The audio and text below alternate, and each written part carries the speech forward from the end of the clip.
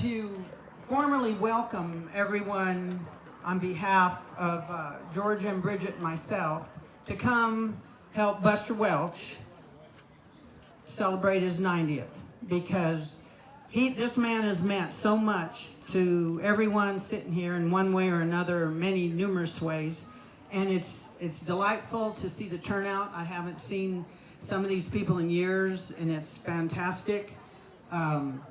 And I'm just happy that everybody could come and help Buster, because he's such an inspiration to me, and I know to many of you as well. So with that, we've got several people that would like to say a few words, Buster, and wish you a little more of a happy birthday. And I'd like to start with one of your very, very closest friends' granddaughter, Zan Agnew. Everybody remembers Jay Agnew. There's Zan. Daughter. I want to say, I had him going. Jay's daughter. I had him going. And what a privilege to be here tonight. Buster holds so many memories and good thoughts within our entire family. I am privileged and honored to be here and to speak on behalf of my brother, who fully intended to be here, had a family situation come up and simply was compelled to have to stay home for that. But he has shared a few words with me that he'd like to share, me to share with you, Buster, and everyone. Buster, I'm sorry that I can't be here tonight to celebrate your birthday, but a family commitment came up at the last minute. I am compelled to honor that, even though I am saddened that my wife Kim and I cannot attend tonight's celebration. While I fondly remember one trip you, my dad Jay, and I took to Midland to meet with Murray Faskin and close on the purchase of a ranch there, I want to share more of what my perspectives would be if my dad was here tonight and had the opportunity to share this time with you. It's been 38 years since he passed away, and I know he's watching us here tonight with a smile on his face. I have three main perceptions of how you impacted my dad's life, and would like simply to say and let everyone here tonight know that my dad loved Buster Welch. My dad respected Buster Welch. My dad trusted Buster Welch. They bought and sold ranches together. They bought and sold cattle together. They bought and sold horses together. And more importantly, they rode together. Looking back on my dad's life, other than family, there was only one business partner he had in his entire career as a businessman, and that was Buster Welch, which for me is a testament to Buster's character, his life, and his body of work as a horseman, a mentor, and a champion. After Buster and my dad sold Mr. Sandpeppy to the King Ranch, and Buster began working there, it's my recollection that the greatest times of my dad's life before he died would have been when he pulled up stakes at our ranch in Tenino, Washington, called his pilots to head to Kerrville, Texas for a week at the King Ranch, where he could simply put on his boots, ride the range, work the cattle, and be there with Buster and his friends. He shared with me some of his experiences there, but I always knew that there were some things left unsaid. Lots of what happened at the King Ranch stayed at the King Ranch. Buster, thanks for the friendship and the joy that you brought my dad and to our family those many years ago. I think of you in those times more often than you realize, and I wish you the best in the years ahead. And I just like to continue to say, it isn't low those many years ago that you made such an impact on our family. It is ongoing today.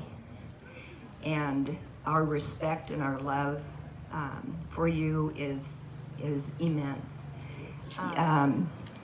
Happy birthday, Buster. Happy trails. And I hope I know you will build many, many more memories with stories to share. There are too many stories for you to stop now. Thank you. Love you. Thank you.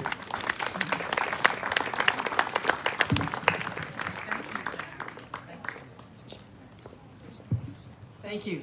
Charlie, you're up. Charlie Israel. Thank you, Lindy and Georgia and Bridget, for the invitation. It's quite an honor. My story is a little different.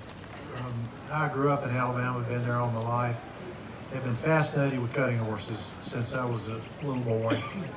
But I read about it. I didn't know him. I read about Buster and met him when I was 15 or 16 when I rode my first cutting horse. And then fast forward, we have had the best time the last 3 years working on a documentary on the history of the cutting horse. And it is more fun, and I've heard more stories, and I don't believe I've heard the same story twice unless he was telling it to somebody else. And one of my favorites, it's a joke he told, because that's some other things you'll hear on a regular basis, was, and I think you start a speech off, you ought to get people laughing. His little granddaughter was sitting on her granddad's lap. She was rubbing his face, and she said, "Granddaddy, did God make you?" And he said, "Honey, he sure did." So she starts rubbing her own face, and she said, "Granddaddy, did he make me too?" He said, "Yes, ma'am, he sure did." She looked at him and said, "Getting better, isn't he?" Buster gave me credit for telling him that, but I didn't. He told me that. And I did make some notes. I was trying to figure out what to say, and how Buster has influenced my life in the last 3 years. And I think one of the keys to bright minds, and my wife's dad was this same way, was curiosity. Never stop learning, never stop being curious, and never stop asking questions. Buster said, of course everybody knows, that Winston Churchill is pretty important to Buster. And so I couldn't go further without one of my favorite Winston Churchill quotes, and that is, "Success is not final, failure is not fatal. It is the courage to continue that counts." I wonder about inspirational people, and Buster is an inspirational person to me. And at 66 years old, I don't think any of us get too old to be inspired. And I think about why he's inspirational, what makes him who he is and what he is. And I think that he takes a lot from other people. And I've heard a number of stories about Floyd Proctor and George Humphreys and those people that he grew up around that were an influence on his life, his grandfather, his grandmother, and all of those things. And this next quote is something that hit me because it's what Buster does. And it's a Nobel Prize winner in physics wrote this. His name was John Mather. And it's, "A mentor enables a person to achieve. A hero shows what achievement looks like." Buster has shown me what achievement looks like. He's also given me the desire to pass on what he's taught me to my children and grandchildren. He will be an influence for generations, and I think all of us that know him and love him have the responsibility to pass a little bit of Buster on to whoever we love. Thank you very much. Thank you very much. Love you, Buster. There's a few other people that like to say something, and then we have a video too, Buster, from some people that couldn't make it. But there's a few more right here. Jim Milner, please. You know what I'd like to touch on is that there's a lot of good cowboys sitting here tonight under these trees, and how you had the insight. Well, let me start with an example, and I think you'll remember some of these people. At Brawley one night, we were open in California, and Wayne Medlin, do you remember the trailer? I think Shayla and Jan had come out to your clinic, and a bunch of us cowboys standing there looking at it. Fenders about that wide, little narrow stirrups, and the kind of seat in it that you sure wouldn't want to go out and pasture with. And we didn't know what we was looking at. And it didn't take long after that, when I got to Texas, I traded my Toots Mansfield. You ever heard of the Toots Mansfield roping saddle? I traded that for a Buster Welch saddle. And it was kind of funny, that was back in the 60s. Bo Dale's the only one that's cut longer than you and I both, I think. Don't you? Would you agree with that? Yeah. She's been around longer than we have. Yeah. You're 90 and I'm 80. And I found that a very interesting era when I started cutting. When I came to Texas, I did bring a horse. It was kind of funny. I had this horse, and I can remember somebody asking me, "Where are you from?" I said, "California." And they looked at me and said, "Well, you're riding that Sunset Strip." That was the name of my horse. I swear to you. But I want to tell you that as many of us have cloned what you came up with, and I think we've been moderately successful using that system. That you can see the difference back in the 60s when you were competing against those guys. You know, you just see it. There's something different here. And somebody asked me in an interview one time, said, they started off about how I learned to cut or this or that, and I named Buster Welch, and, "Oh, you've been to his clinic." I said, "Hell, I've been going to his clinic for 35 years. Amen. And the other thing, without tearing up, thank you for Greg. Yeah, thank you.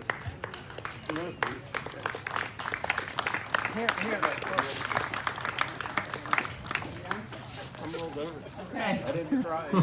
You did good, Jim. Okay, I've got a little short, funny story, Buster, because I see Shannon Hall over here, and he's part of it.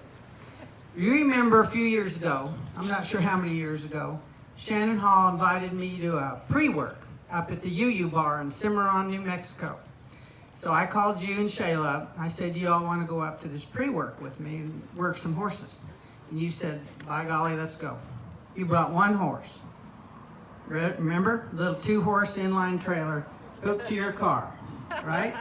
So we get up there to the UU bar. I introduced you to Shannon Hall. You guys, big brothers ever since then. And we're working fraternity colts. Shannon and I think our colts are pretty good. And then we decided that they weren't that good, because we kept having you work them, and they'd look a whole lot better with you on them than us on them. So we just figured that we were better trainers, but we weren't near as good a showmen as you were. So we finished up this work, and we had a good time. We drove all over the country. We had a lot of fun at the UU bar. And we're all saying our goodbyes, and Buster and Mo, they wanted to get on out of there. They had places to go. So I'm loading up my 6-horse trailer, and Shannon's there helping me, and Buster says, pulls down there, says, you know, "Thank you to everybody. Thanks, had a great time. Mo, load up, we're going." Off they go. So Shannon and I are still standing around there loading up, getting out of there, and pretty soon here comes that car and the inline back, dust going everywhere, coming down the road. What's happened? What's happened? I don't know. Something's wrong. Here he comes whirling around there, and he heads over there by that hot walker, and he left his horse. Remember? He left his horse. So I'm agreeing with everybody that's speaking that he's one of a kind, and his intellect is beyond reason, and he's an inspiration to all of us, and he's way ahead of his time still. But he is a little forgetful. Okay. I've got others, but I'm not going to hog the microphone, so I'd like to invite Chuck Smith up. He wants to say a few words. Thank you. Buster is a big reason why I am here where I'm at, and I'm going to tell just a couple little stories that'll seem a little weird in the beginning, but it'll come together in the end. In 1982, I left a pretty lucrative job to be a cowboy. I grew up watching John Wayne and Roy Rogers like most of you did, and I thought that's just about the best livelihood a guy could go into. So I ended up landing at Larry Reeder's and to work for Billy Morris, and I was to spend a year working with Larry to go back to Billy's and start running his horse training operation. And when I landed at the DFW airport, Kathy Dawn picked me up. And on the drive back, she said, you know, working for Larry is going to be a little bit of a tough job. And I thought, well, I've been in the Army, I could stand about anything. So we get to Larry's and he shakes my hand, and the first thing he says, Yankee boy, do you know what a rented mule is? And I said, yes, sir, I do know what a rented mule is. And he said, well, if you're going to survive in this business, you're going to have to learn to work like one. And I thought, okay. And from there, it proceeded to be pretty tough. Well, it wasn't too long after that, we load up to go to a cutting. This was my first cutting. Comanche, Texas, 1982, 6 o'clock in the evening. I get there and all the big guys are there. Buster and Larry and Leroy Ashcraft riding Ball of Flash. And Leroy draws up 5th and I draw up 6th. So I go in and I mark a big 70. And I'm tickled to death. I didn't lose a cow, I didn't fall off, nothing bad happened. And I'm riding out of the herd, and as I come out of the herd, all these people come to the fence and they line up and they start clapping, and I thought, my God, these are the nicest people I have ever run into. So I ride over to Kathy and I said, I thought being a cowboy was good, I didn't know it was this good. And she said, what are you talking about? I said, these people, they've all come to welcome me into the deal. They've all come to the fence. And she said, no, Buster's riding to the herd on Little Peppy. So that was a great wake up for me. Well, shortly after that, before he left, I was talking to him and he said, how you getting along with Larry? And I said, well, Larry told me to get along in this game, I'm going to have to work like a rented mule. And Buster was taken aback a little bit. And then he finally said, you know, some of us rented mules love what we do, so it makes it all worthwhile. And that stuck with me for a long time.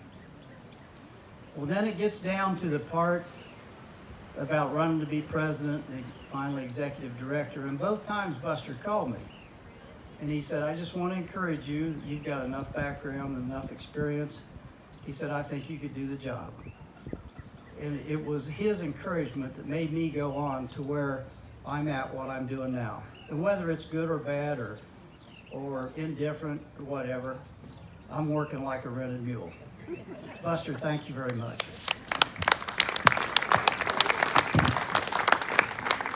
Thank you, Chuck. Mr. Red, I think we're ready for you. He can do anything you want. Thank you, Lindy. Buster, happy birthday. We've been through a bunch of these. We've been through a bunch of experiences together that I'm awfully proud of. And I want you and the rest of the world to know your stories and the vision of you on a horse, the way you handle horses, the way you handle people, have been a major inspiration to the things that I write, both songs and poems. And we've had some pretty unbelievable experiences. And one time I got a whole bunch of those stories of yours down on tape. And they really made the difference in Cowboy Corner. And we've been on the air 27 years. And I appreciate that, and I thank you for that. I remember one evening, I had been somewhere way to hell and gone yonder, and I'd parked the bus at the office and loaded my trailer and came over to your place down on that big old rough creek. And we couldn't drive a pickup or anything in there. We had to load our stuff in that little surrey, and those two little white ponies hauled our gear into that camp. So I got in there and I'm sitting down at the campfire and looking around. Lots of folks I know and some that I've never seen before. And I look up on the hill and there's a couple of Indian teepees, big ones, set up there. And tied to the hitching post was absolutely the ugliest animal I've ever seen in my life. Cowhocked, cat-hammed, long, slender neck with nothing to go with it. No shoulder at all. Feet about the size of a dinner plate. And a head big enough that it would take a half a hide just to make a halter. And on his back was an intricately carved Mexican saddle with taps that were nearly dragging the ground. And this horse was about 16 hands high. It was a leopard Appaloosa. Very ugly. And I said, Buster, who's riding the Dalmatian? Well, about 6 guys got up and left the campfire. A little bit, Buster and I were talking, and all of a sudden there's a lot of flurry up on the hill where those teepees were, and all of a sudden lights came out of there. I insulted those guys, and I didn't mean to, but they hauled out of there. And that's how our few days of working started. So the next day, we have a good work. And Buster said, now I'm going to lay this off on you, Red. I want you to go along with me because I have never moved a camp in the dark. And we've got to go across this deep canyon, way over at the other side of those hills. And they're going to set up some pens over there for us. And we're going to move after dark. So I went along with him. Now Mac had a hoodlum wagon that had 2 of the most beautiful Belgian mules you ever saw in your life. Buster's wagon had 6 little mules on it. And then we had that little surrey with the 2 little, probably Welch ponies. And Ken kept coming around and said, we got to get going, it's getting dark. We got to get out of here. And Buster would say, no, Red's got something he wants to do. Just hang on, we got to load these water barrels. And we got to go to the house to do that. And we got to make sure we get everything out of this canyon before we leave. And Ken said, it's going to get dark, Daddy. It's not going to be any fun moving this camp. Bastard would wink at me and he'd say, well, Red wants to wait a little bit. So finally, just at dusk, we pull that wagon up by the house and we load those water barrels with water. And we get down in the bottom of that canyon. Now, Buster's had somebody come in there with a maintainer the day before and bust that up so that it was about 8 inches of nothing but dust. If it had rained, we'd still be there. Well, we got down to the bottom of that deep canyon and we started out to the other side, and Mac's beautiful Belgian mules would not move an inch. The little mules started trying to pull that chuck wagon up and they just stopped about 20 yards up there. So Buster said, well, we're not going to do it this way. Here, you take this lantern and you and I will ride up on top and we'll find us a camp and we'll have those cowboys, bring the bedrolls up, and we'll have Mac bring that little surrey so we'll have something to eat. And he can load what stuff he needs out of the chuck wagon. So that's what we do, and Buster takes the lantern. Instead of giving it to me, he put the butt of his axe in the gullet of the saddle and hung that lantern on the head of that axe. And we get up there a little ways, and a rabbit jumps out on the road, and that colt he was riding sashayed sideways and dropped that lantern and busted it. I mean, it is black. You can't see your hand before your face. But we're trying to follow the road, and the only way we can follow the road is listen to what the sound the horse's hooves make. Buster said, when we get to the top of this hill, settle down in the saddle and sky us a mesquite mott, and we'll ride in there and see if we can find us a place to camp.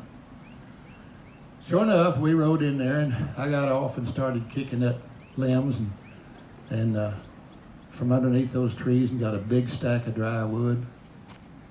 Buster said, damn, I've lost the matches. So he said, I'll ride back down to the wagon and get some matches. And when you hear me coming across that pasture, you'll have to yell at me because I can't see nothing. I said, okay, Dick Tracy. So I got everything. Oh, I was carrying the kerosene. That's what I was doing. So I poured kerosene all over those dead limbs. And he rode back up out of there, and he had some, I yelled at him, and he had some matches, and we got a nice fire going. And here comes Mac with a little surrey and everything in it we need to eat. We set up camp. We found a little indention over there, and Buster and I set our cots up side by side. The next morning, he yells at me, and he said, Stegall, get up from there. And I tried to get up, and I couldn't. My canvas was way too heavy. It had come a freezing rain in the night and covered our camp with ice. And I couldn't get out from under that canvas. And Buster started to help me, and he said, you know, if we'd have been working for a good night, he'd have paid us $100 a month and found. We found the only water hole in this whole country in the middle of the night. And we were right at the head of that dam. And if it had rained, it would have drowned us both.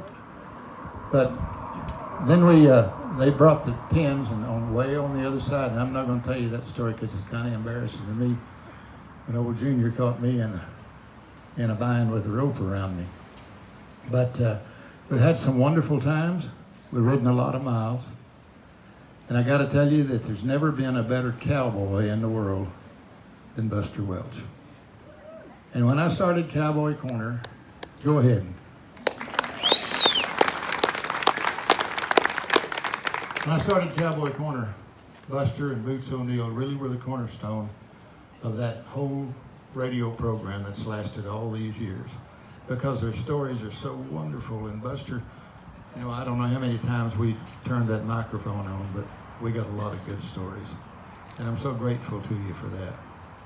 And all those times that we spent together, and I told you that it influenced what I've written. And I want to do a poem that I'm more proud of than any I've written, I think. And it's about this great land and the life that we live, how much we love it, and what it means to us to preserve it. And with people like you who continue to do what you love to do and tell us about how it was so that we can compare it to today, it means that this kind of life will never escape. I've kicked up the hidden mesquite roots and rocks from the place where I spread out my bed. And I'm laying here looking at a sky full of stars with my hands folded up beneath my head. And tonight there's a terrible pain in my heart, like a knife that cuts jagged and deep. This evening the windmiller brought me the word that my granddaddy died in his sleep. So I saddled my gray horse and rode out to a hill where when I was a youngster of 9, my grandfather said to me, son, this is ours. It's yours, your daddy's, and mine. He said my granddaddy settled here after the war, that new tanks where his house used to be. He wanted the cowboy to live in the West, come to Texas from East Tennessee, and the Longhorn were wild as a deer in them breaks. With a long rope he caught him a few, and with the money he made from trailing them north, he proved up this homestead for you. When the railroad got closer, they built the first fence where the river runs through the east side. Then when I was a button, they built these corrals, and that winter my granddaddy died. He said my father took over, bought up more range. With purebreds he improved our stock. And windmills looked like they grew out of the ground. And that land got as hard as a rock. And during that dust bowl we barely hung on. The wind tried to blow us away, but it seemed that the Lord took a liking to us. He kept turning up ways we could stay. My father grew older. He gave me more rain. We had paid for most all of this land. So by the time he went on, I was running more cows. And your daddy was my right-hand man. His eyes got real cloudy. He took off in a trot, and I watched as he rode out of sight. And though I was a child, I knew I was special. And I'm feeling that same way tonight, because not many years later, my daddy was killed on a ship in the South China Sea. And for 20-odd years now, we've made this ranch work. 2 cowboys, my granddad, and me. And now that he's gone, things are certain to change, and I reckon that's how it should be, but 5 generations have called this ranch home, and I promise it won't end with me, because I've got a little one home in a crib. And when he's old enough that he'll understand, from the top of that hill, I'll show him his ranch. Because like me, he was born to this land. We were all born to this land. People like Buster Welch keep it alive and healthy for future generations, for all of us. Buster, we're indebted to you. First of all, for what you mean to all of us, the example that you set for people in the horse world. But most of all, for being our friend. We love you. Happy birthday.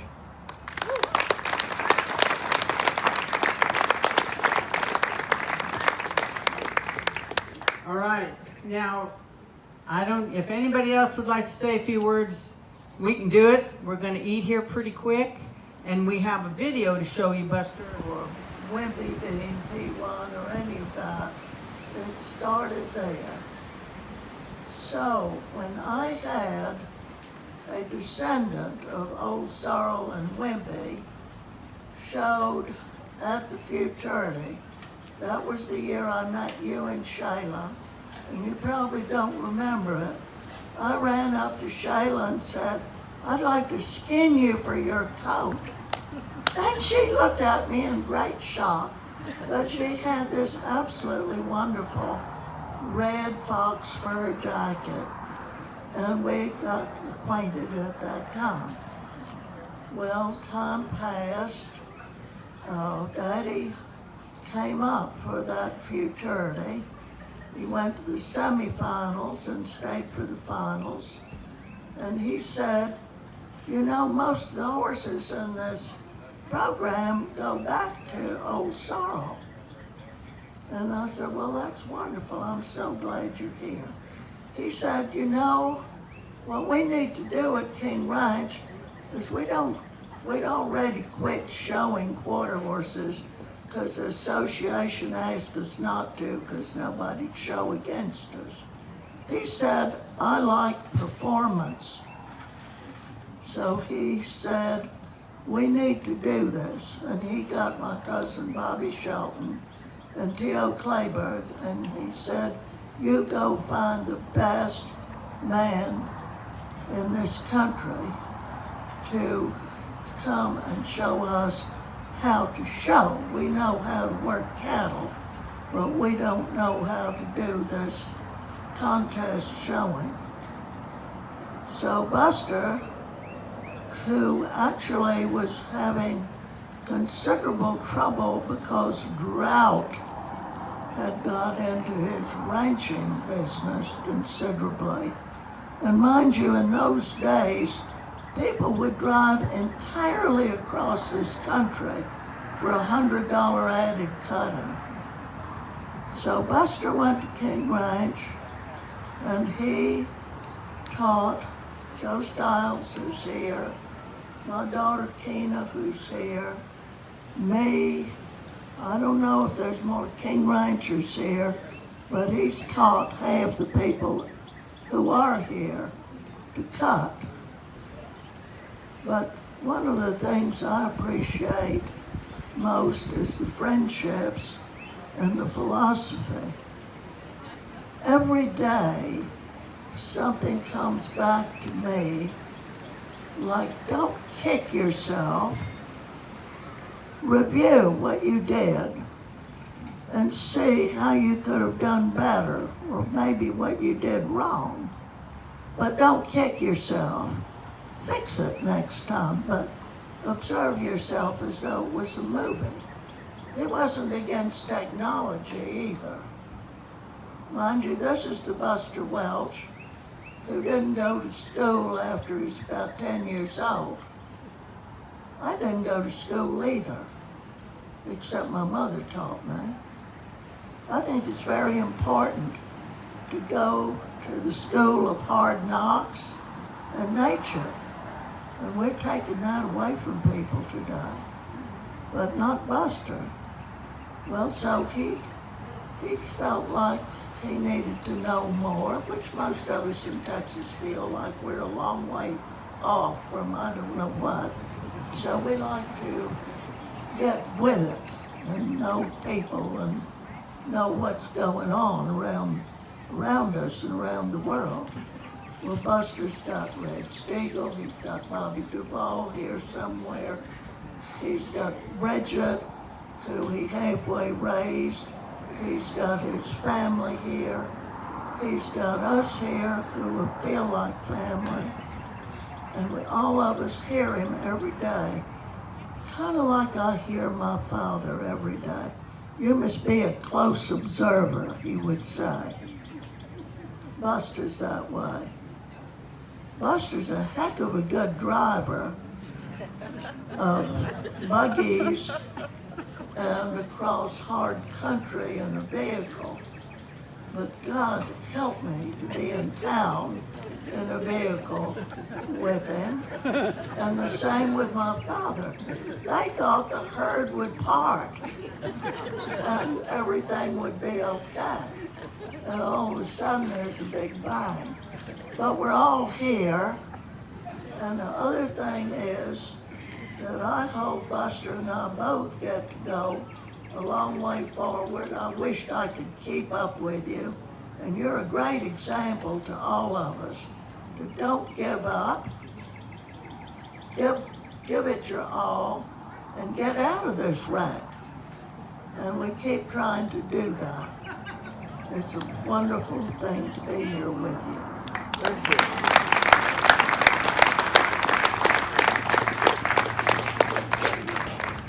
Well said, Miss Helen. I saw my late arrival, Bill Riddle, arrive. Bill, can I get you up here? And then we're going to go to the video. I know you're kissing a pretty girl, but later. Thank you, my friend. I'll be right back. Buster, greetings from Terry Riddle's family, from mine. Happy birthday, man. You were Buster Welch when I met you when I got in this business 41 years ago, and you still are. You carried our flag well, and you represented our sport.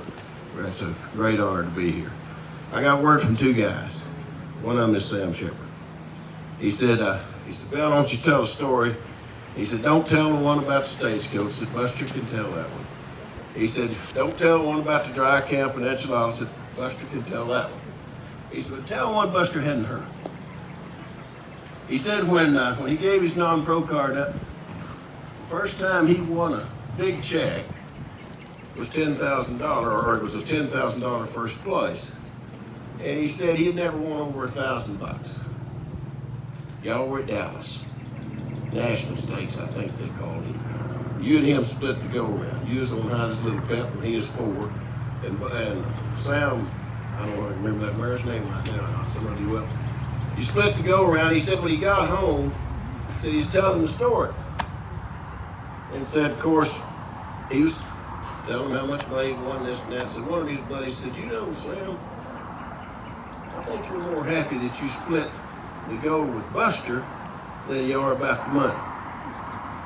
Sam said, I looked at him, smiled, and said, yeah, you're probably right.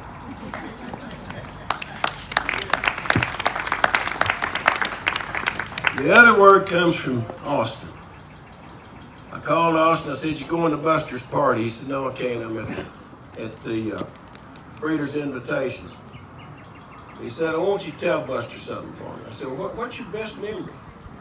He said, my best memory is the night he rode my horse.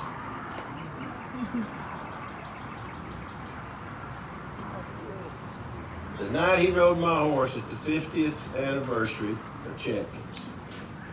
He said, Bill, that meant so much to me.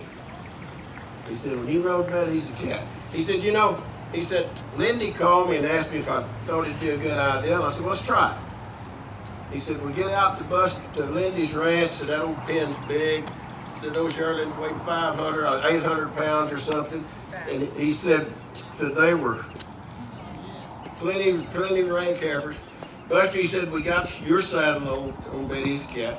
So we got you on there, got that seat belt, got that handhold. So we opened the gate, and he said, Buster just broke and run. He said, my first thought was, my God, the horse ran off with it. He said he just went to that herd, said, well, those heifers stuck her head up and left, said Buster just fell in behind her, wide open, and said, across that pen they go, and 3, 4, 5 times. He said, Buster pulled up and said he's just sitting there looking at his horse. Austin said, the next thing I thought is, damn, have I killed the legend? He said he rode up there. I said, you okay? Buster said, yes, sir. He said, Austin, he said, if you don't mind, he said, be okay if I pull this horse up a little bit over here on the right side. He said, he feels a little loose to me. This horse he won the world on. Austin said, I said, Mr. Buster, you do whatever you think he needs. He said he worked him a little while. Things got smoother. You showed him in the championship cutting. Austin stuck him in the trailer, hauled him to Oklahoma City to the AQHA World Finals. Marked a 222 the first round, and he called Buster and said, Buster, thank you for tuning my horse. Buster, what are you talking about? He said, well, you know, said you pulled on that horse a little bit. Said, I just marked a 222 on him. He said, Buster said, Austin, I told you needed pulling up over on that side. Now, these are Austin's words, not mine, Buster. He said, Bill, he said, you know, Buster riding that horse was like Michael Jordan getting on your basketball team. He said, Buster riding my horse means more to me than winning the fraternity. That boy's won it twice. He said, you know, I think it means more than Cade getting in the Hall of Fame. God bless you, man. Happy birthday. Thank you, Bill. Thank you very much. Okay, now there's a few other people that are at the BI that wanted to say a few words to Buster. So everybody might want to gather around a little bit, or we'll run it later in the evening too, if you'd like.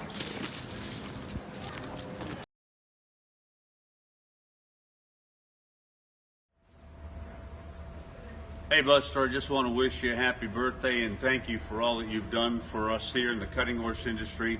And I truly believe, Buster, that if it hadn't been for you, I probably wouldn't have the job I have today. Thanks again and happy birthday, Buster. Buster, good to see you and happy birthday and happy 90th. It was an honor knowing you back in the old days, 70s, 80s, 90s, on the current, and I hope I make your 100th birthday too. I'm up here at the BI judging, was going to be at your birthday party, but it's kind of ironic that I'm here where you made a lot of changes. Remember back in the 81, 82 when we met at your place? And you said, we've got to make some changes in the judging system to make it more fair, to make it, if it's going to grow, we've got to have more people there. And we've got to be more further contestants, and we've got to get rules, and we've got to follow rules. And you were very instrumental in doing that, and we appreciate that. I remember back also in 81 or 82, it's probably the last cutting horse show you judged. You and I judged Tucson together. Had a good time. We didn't have that big piece of paper where we could take all the penalties down. We didn't have overhead cameras, but we still got the winners the same. And another one thing that comes to mind is picking up cattle. Never forget, one of the judges here, Bob Freeman, said your old saying on picking up cattle.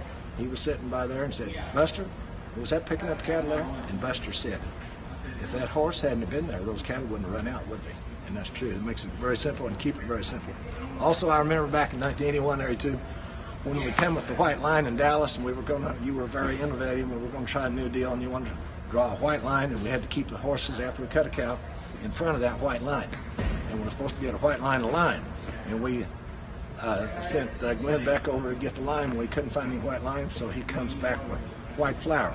We put the white flour out in the line. We think everything's going to be good. They put the cattle in, start to cut. All the cattle run to the flour and eat the flour when it was over. Happy birthday, old timer, and the judges are going to wish you a happy birthday too. Happy birthday, Buster! Happy birthday, Buster. Sure appreciate everything you've done for me, and wish we could be there, but we'll see you real soon. Tell him happy birthday. Tell him, say happy birthday, Buster. Hey, Buster. Sorry we couldn't be there in person for your party, but just wanted to wish you a happy birthday, and just thank you for all you've done for the cutting horse industry and just in general the cowboy way of life. Many thanks and happy birthday. Happy birthday. Hey, Buster, wish we were there. I bet you got a good crowd. We miss you. Hope you have a happy birthday. What do we say? Happy birthday, Buster. We love you. Happy birthday, Buster. Can't thank you enough for everything you've done for me and my family, and teaching from my dad all the way down to my son, and I hope you have a great day. My favorite Buster story is before I started helping him, Pat Earnhardt was still helping him. And Pat stepped over the banister down in the cow box onto a seat and got his foot hung in that seat. And it seemed like it took him 10 minutes to get it out, and he was flopping around up there making noise. And before we got it out, Buster got up to go get on his horse to go show, and he turned around to Pat before he went down the steps and said, "Pat, you're going to have to get that off of your foot, or there's no doubt you're going to scare the herd." Happy birthday, Buster. Hey, Buster, happy birthday. I love you, man. I want me to tell a story on you. I think the story I want to tell is the first one I ever had. I came over here when I was 18 and scared to death, and we went out to the 18 ranch together, your crazy yearlings. Well, long story short, the cattle stampeded, I got lost, left you stranded, and we finally got them all shipped, and we were heading to town to K-Bob's to eat lunch, and we were in your Cadillac. You were in the passenger seat, the boy from Utah was driving. There was stony silence in the car, and I was just scared to death, shaking in my boots.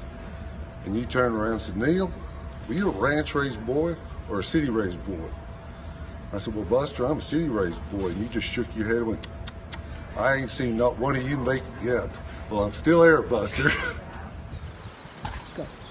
Happy birthday, Buster. I hope you have many more and keep telling the rest of us how to live. I'm sure you remember King. He's still flourishing, and he's got plenty of years ahead of him too. So let's stay with it, and I look forward to seeing you this fall.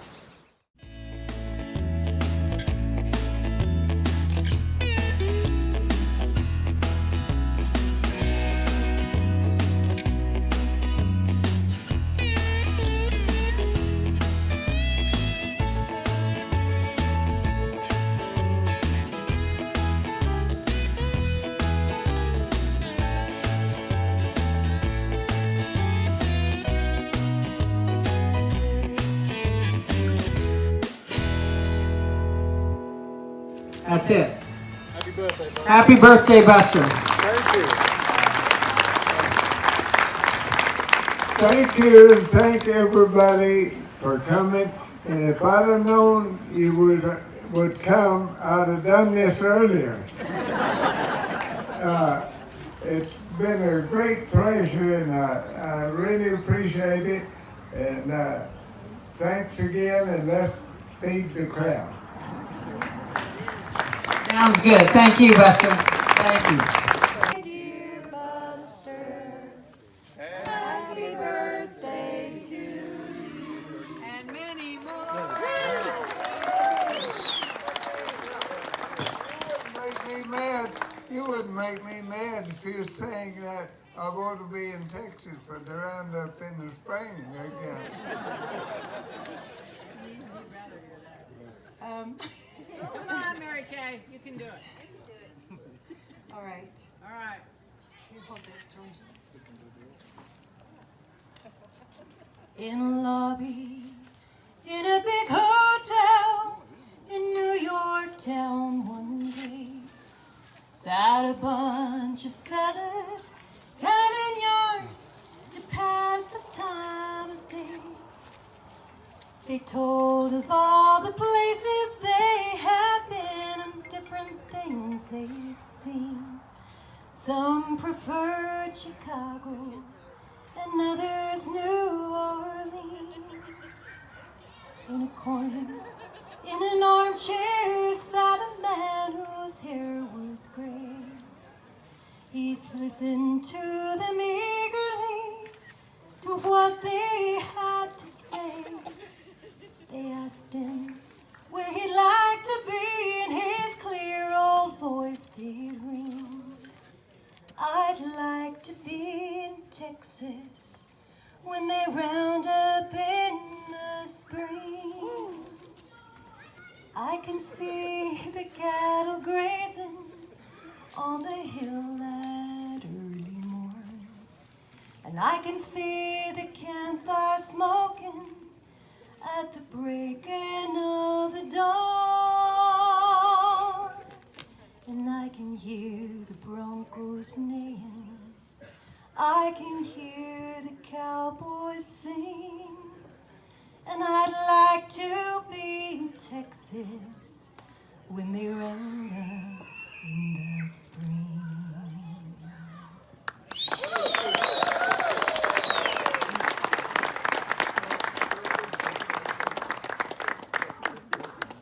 He's going to take a selfie.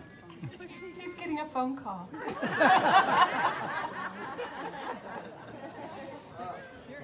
I'd like to say a word or two. Boy, I appreciate everybody coming. Sometimes I have a hard time recognizing somebody I haven't seen in a long time. Kind of like my brother used to be. We'd be looking at somebody and trying to figure out who it was. He'd look at him and say, you know, that guy used to be somebody. But, you know, it's getting a little hard for me to remember everybody's name. I remind myself of two old ranchers driving down the highway, and one of them said to the other, I need some good Hereford bulls. And about that time, a car went by him, and he said, there goes a man that raises good Hereford bulls. And said, I've got his name and his phone number at home, and I'll send them to you. I can't recall his name right now, but I will. And he saw him later on in the grocery store about 10 days later, and said, you couldn't think the man's name. Oh yeah, I thought of his name. I forgot yours. I really appreciate everybody coming, and I think I've pretty well identified everybody in my mind. So if I call you Jake and you're Zeke, don't think anything about it. Thank you, thank you. Thank you for a wonderful birthday.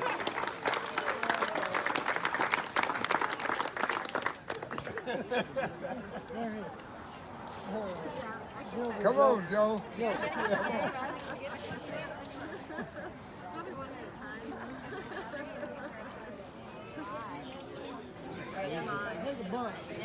Buster, where did you get that singer? That girl sing. For me when they didn't know how close he was to not getting a check.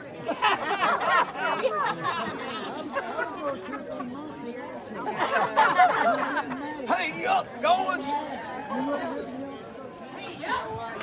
I want to make my wish. I wish everybody here health, wealth, happiness, and time to enjoy it all. Amen. Amen. Bravo! Beautiful. Sit it down. Yeah. Now, Kena knows that in Spanish. It's real pretty. I wonder who's paying for the singer. That girl didn't sing. Georgia brought her. She is getting paid for sure. Georgia got her out of Utah. That girl can sing now. She's very good. Did you get her?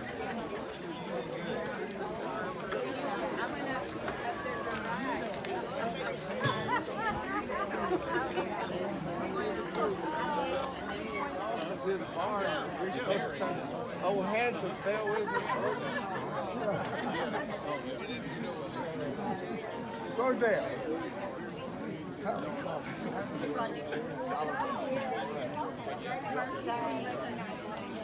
Yeah. I remember visiting with you.